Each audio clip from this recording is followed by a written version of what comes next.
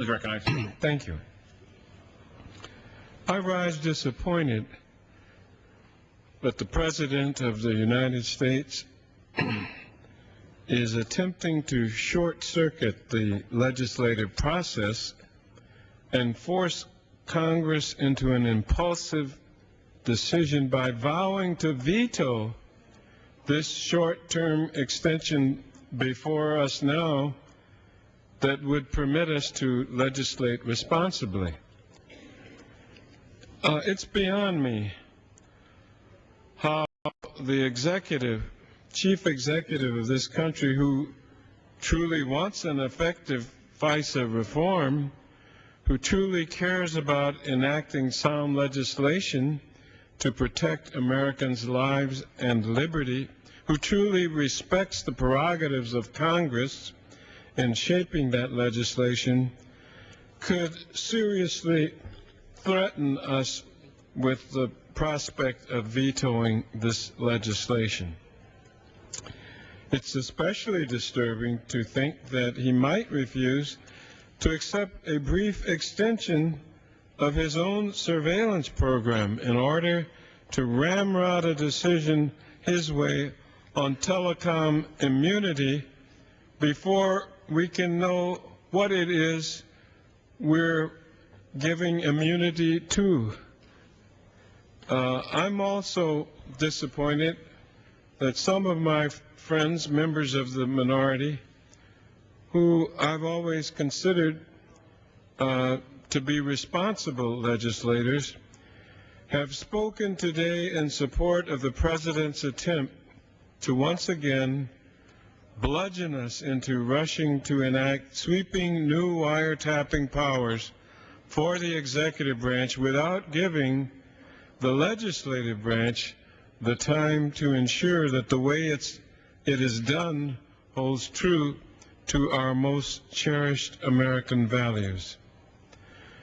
I hope that these few observations do not reflect widely shared sentiments in the minority, and I would hope that we would not lend credence to the President's veto threat. I don't think we should have to legislate under that kind of intimidation. It amounts to a demand that we abandon and abdicate our sworn constitutional duty. I hope that we would all agree that we need to consider FISA reform responsibly, with the care it deserves, with the importance that every American attaches to it, and to preserve the prerogatives of the House to have our voice heard.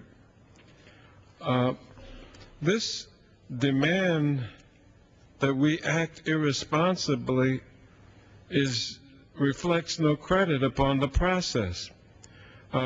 We should instead remind him that we are the legislative branch, and remind him that he must show some patience and allow the Congress to responsibly work its will. If the President were to veto this brief extension of his own surveillance program, and if that in any way compromises our national security, no amount of political blustering would change the fact that it would be him who has put our nation at risk. And why? Because by refusing to participate responsibly in the legislative process. No, I can't truly imagine that happening. I hope that with a strong bipartisan vote for this common sense temporary measure, we can convince our President to help us take this responsible step to ensure that Americans are appropriately protected against threats to their liberty as well as threats to their security. I hope that the result of this decision will turn into a sound bipartisan vote in support of this measure. Mr. Speaker, I reserve the balance of my time.